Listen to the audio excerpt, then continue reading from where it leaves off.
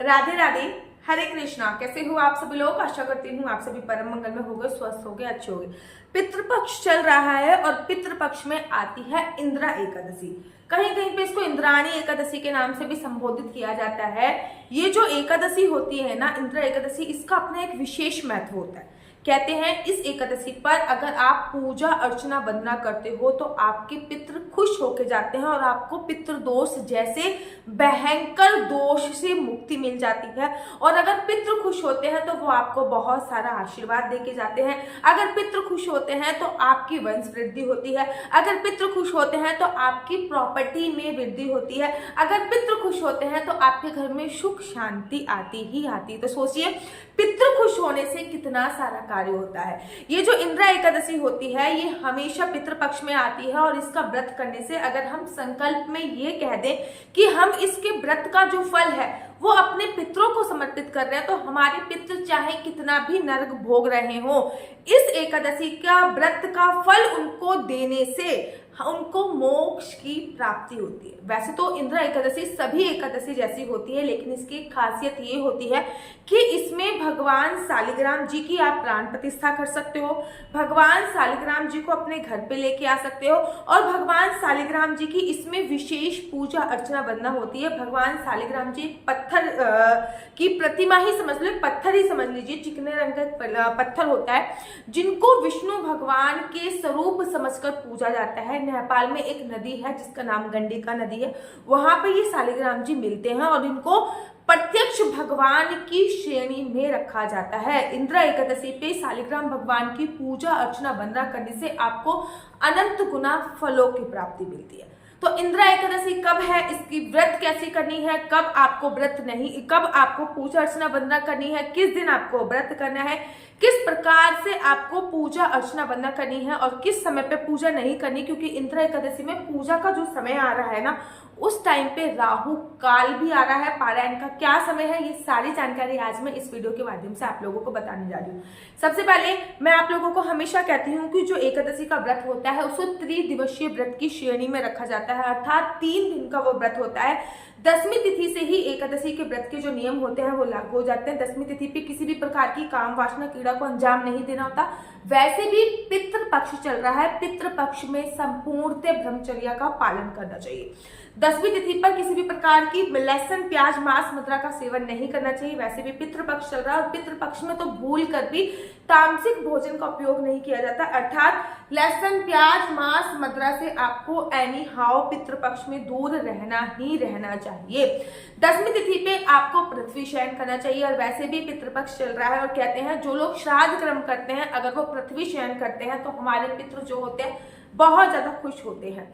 10वीं तिथि पे किसी भी प्रकार से आपको सूर्यास्त के बाद भोजन नहीं करना चाहिए, अर्थात सूर्यास्त के बाद किसी भी प्रकार का भोजन नहीं करना चाहिए। 10वीं तिथि पर हो सके तो 10वीं तिथि पे सूर्यास्त के बाद चावल भी छोड़ दीजिए। मैं तो बेसिकली 10वीं तिथि पे चावल छोड़ देती हूँ, 10वीं पे भी चावल छोड़ देती हूँ, एकादशी पे भी चावल छोड़ देती हूँ, फिर मैं द्वादशी पे ही व्रत का जो पालन करती हूँ वो चावलों के साथ करती हूँ। तो ये 10वीं तिथि के नियम हो गए। उसके बाद एकादशी तिथि के जो नियम होते हैं उनका पालन करना चाहिए। एकादशी पे सुबह ब्रह्म मुहूर्त में उठना चाहिए, पानी में गंगा जल हो गया, यमुना जल हो गया, 7 नदियों में से किसी का भी जल डाल के आपको स्नान करना चाहिए। उसके तत्पश्चात आपको पूजा का संकल्प लेना चाहिए, पीले रंग के वस्त्र पहनने चाहिए, लड्डू गोपाल को पंचामृत से स्नान कराना चाहिए। इंदिरा एकादशी है तो घर पे शालिग्राम जी भी हैं तो उनको पंचामृत से स्नान कराना चाहिए। उसके बाद उनको उनके पीले रंग के वस्त्र पहनाने चाहिए। इस दिन पीले रंग का चंदन लगाने का बहुत विशेष महत्व होता है। पीले रंग का चंदन या फिर जैसे ही मैंने चंदन लगा रखा ना, इसमें 3-4 चीजें मिक्स है, ठीक है ना, वैसा भी चंदन आप घर पे बना सकते हो। अगर वीडियो चाहते हो तो मुझे कमेंट कीजिए, मैं इस पे भी वीडियो बनाऊंगी। ये बड़ा मैजिकल तिलक होता है, इसको मैंने चांदी की कटोरी में बना रखा है।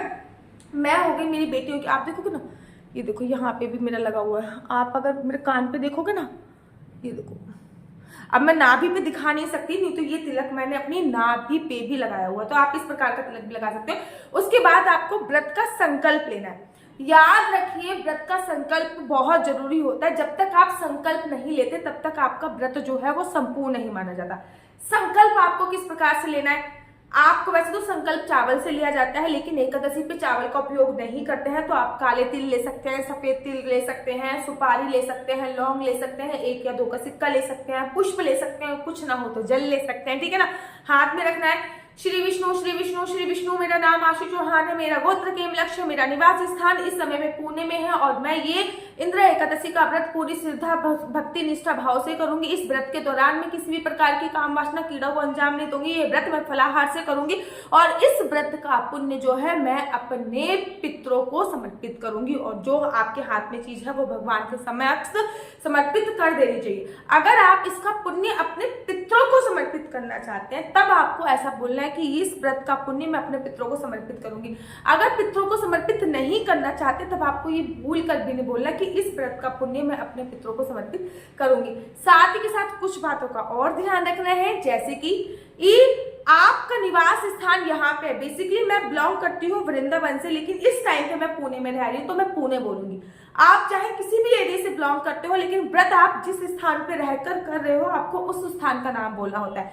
जो शादीशुदा महिलाएं होती हैं वो अपने पति का गोत्र बोलती हैं और जो अनमैरिड महिलाएं होती हैं वो अपने पिता का गोत्र बोलती हैं। समझ में आ गई ना, बात पूरी क्लियर करके चल रही हूँ। मेरा शादी से पहले गोत्र कौशल था, मैं कौशल बोलती थी।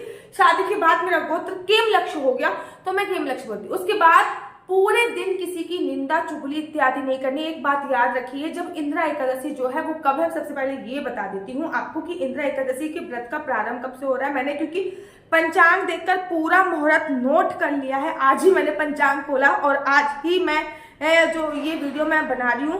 तो सबसे पहले इंद्रा एकादशी के व्रत का जो प्रारंभ हो रहा है ना वो 27 तारीख को हो रहा है, लेकिन 27 तारीख को व्रत नहीं है, 27 तारीख को केवल और केवल व्रत का प्रारंभ हो रहा है जो कि दोपहर के समय 1:30 बजे के आसपास हो जाएगा। 27 तारीख को दोपहर के समय 1:30 बजे के आसपास इस व्रत का प्रारंभ हो रहा है। 27 तारीख को दोपहर के 1:30 बजे के आसपास व्रत का प्रारंभ हो रहा है और वहीं 28 तारीख को दिन है शनिवार। व्रत जो विश्राम हो रहा है वो लगभग 2:50 पे, अर्थात दोपहर के समय 2:50 पर। तो सूर्यास्त जब 27 तारीख को हो रहा है तब एकादशी तिथि नहीं है। जब सूर्य उदय 27 तारीख को हो रहा है तब एकादशी तिथि नहीं है। और कोई भी सनातन धर्म में कोई भी उत्सव जब रखा जाता है तो वो सूर्य उदय के साथ ही रखा जा रहा है। सूर्य उदय के साथ हमें जो एकादशी तिथि मिल रही है वो 28 तारीख को मिल रही है। 28 तारीख को ही इंद्रा एकादशी का व्रत बड़े धूमधाम से रखा जाएगा। याद रखिए 28 तारीख को जब मैं पंचांग देख रही थी तो मैंने एक चीज और नोटिस की कि 28 तारीख को बड़े सारे लोग इस टाइम पे पूजा करते हैं और इस टाइम पे राहु काल है और राहु काल में की गई पूजा का जो असर होता है वो हमको नहीं मिलता। राहु काल सुबह 28 तारीख को 9 बजे से लेके 10:30 बजे के बीच में है। बड़ी सारी माताएं बहनें 9 बजे से लेके 10:30 बजे के बीच में पूजा अर्चना बंद करती है क्योंकि वो घर का कार्य इत्यादि करती है, इतना टाइम हो जाता है। तो या तो आप 9 बजे से पहले पूजा कीजिए, कोशिश कीजिए कि 9 बजे से पहले ही पूजा करें क्योंकि 10:30 बजे के बाद बहुत ज्यादा डिले हो जाता है, ठीक है ना। 9 बजे से पहले ही पूजा कर लें। अगर फिर भी पॉसिबल ना हो 9 बजे से पहले पूजा करना तो आप 10:30 बजे के बाद ही पूजा करें। 9 से 10:30 बजे के जो बीच का समय है इसमें आपको किसी भी प्रकार की कोई पूजा अर्चना वंदना नहीं करनी है। संकल्प लेने के बाद भगवान को भोग लगाना है। भोग लगाने के बाद आपको जो है कथा जरूर पढ़नी है। कथा पढ़ने के बाद आरती करनी है। उसके बाद पूरे घर में गंगा जल का छिड़काव करना है। किसी की निंदा चुगली इत्यादि नहीं करनी। घर के जो भी कार्य है वो करने हैं। दिन में सोने की मनाही होती है, किसी से चुगली इत्यादि करने की मनाही होती है। जितना ज्यादा हो सके ना, एकादशी का एकादशी का मतलब होता है 5 कर्मेंद्रियां, 5 ज्ञानेंद्रियां और एक मन को भगवान के प्रति समर्पित करना। ये सारी चीजें आपको भगवान के प्रति समर्पित करने का मतलब ही एकादशी होता है। पूरे दिन भगवान के नामों का सिमरन करना है। पूरे दिन महामंत्र का जाप करना है। हरे कृष्ण कृष्ण कृष्ण हरे हरे, हरे राम राम राम हरे हरे, या फिर गुरु द्वारा आपका जो भी मंत्र है उसका जाप कर सकते हैं। या फिर मैं एक चमत्कारी मंत्र बताती हूँ जिसको कहते हैं ओम नमो भगवते वासुदेवाय, उसका जाप कर सकते हैं, ठीक है ना। तुलसी माता की पूजा करनी है, तुलसी माता की परिक्रमा करनी है। तुलसी माता के पास कुशा का आसन बिछाकर उसमें मंत्रों का जाप करना है। शाम के समय पूजा करनी है। घर के मुख्य द्वार पर 2 दिए जलाने हैं। पीपल के पेड़ पे, क्योंकि पितृपक्ष चल रहा है ना, पीपल के पेड़ पे 1 दिया जलाना है। दक्षिण दिशा की तरफ 1 दिया जलाना है। तुलसी मैया पे 1 दिया जलाना है। घर के मुख्य द्वार पर शाम के समय एक अखंड ज्योत का दिया अवश्य जला दीजिए। वैसे तो मैं हमेशा घी का या तिल के तेल का अखंड ज्योत का दिया जलाने के लिए बोलती हूँ, लेकिन पितृपक्ष चल रहा है तो अखंड ज्योत का जो दिया जलाओ तो मेक श्योर कि वो सरसों के तेल का हो ताकि हमारे पितरों को भी तर्पण मिल सके, ठीक है। कोशिश कीजिए कि पितृ प्रसन्न होंगे तभी सभी चीजें संपन्न होंगी। तो जो ये एकादशी है, क्योंकि आपको ज्यादा से ज्यादा कितने पितरों का नाम पता होगा, आपको अपने माता पिता का होगा, ठीक है ना, अभी तो होंगे, फिर आपको आपके दादा दादी का पता होगा, फिर उनके भी दादा दादी का पता होगा, ठीक है। ज्यादा से ज्यादा 1-2 पीढ़ी तक के नाम हमें पता होते हैं, बाकी पूरी पीढ़ियों के नाम नहीं पता होते। तो हमको यही बोलना है कि हाँ, ये व्रत हम अपने पितरों के निमित्त कर रहे हैं, हमारे पितरों को तृप्त कीजिए। हमारे इस व्रत रखने का उद्देश्य यही है। इस संकल्प में आप ये भी बोल सकते हैं, ठीक है ना। वैसे तो एकादशी पे रात में सोने की मनाही होती है, रात में जागरण किया जाता है, लेकिन अगर आप नहीं जग पा रहे हैं तो आप अपने अपसेंट में एक दिया जरूर जला दें। वो दिया आपके व्रत का साक्षी होता है, मतलब आप सो रहे हैं लेकिन कोई आपकी अपसेंट में जग रहा है। इस प्रकार से आपको व्रत का विश्राम करना है। हरिवासन समय जो निकलने के बाद आपको व्रत का जो है वो पारण करना होता है। पारण कब करना है, पारण की विधि क्या है, ये मैं दूसरी वीडियो में बताऊंगी। अगर आप लोग अपनी कुंडली दिखवाना चाहते हो तो मेरा व्हाट्सएप नंबर है 4/9-20-25-65। मैं दोबारा से रिपीट कर देती हूँ, 4/9-20-25-65। आपका बच्चा जॉब करेगा, बिजनेस करेगा, किस चीज का बिजनेस करेगा, जॉब करेगा, किस फील्ड में जॉब करेगा, आप अपने बच्चों को कौन सी साइड दिलाएं, कौन सी पढ़ाई कर रहे हैं, आपके और आपके हस्बैंड में नहीं बन रही तो क्या रीजन है, आपके हस्बैंड में बनने लग जाए उसका क्या अर्थात आपके गुण कितने मिलेंगे आपके बॉयफ्रेंड से, आपके बॉयफ्रेंड से आपकी शादी होने की संभावना है या नहीं है, क्या आपका जीवन साथी वो आपके लिए सर्वोत्तम है, आपके लिए लॉयल है, आपके अगर संतान उत्पन्न नहीं हो रही, संतान मेडिकल ट्रीटमेंट से उत्पन्न होगी या संतान नॉर्मल होने की संभावना है, ये सभी जानकारी मैं आपको कुंडली के माध्यम से प्रोवाइड कराती हूँ। याद रखो, कुंडली देखना फ्री नहीं है, कुंडली देखने के चार्जेस हैं। और ये जो नंबर है 4/9-20-25-65, किसी भी प्रकार से कोई क्वेश्चन आंसर पूछने के लिए नहीं दिया गया। तो इस नंबर पे मेरे से किसी भी प्रकार का कोई क्वेश्चन आंसर मत पूछिए।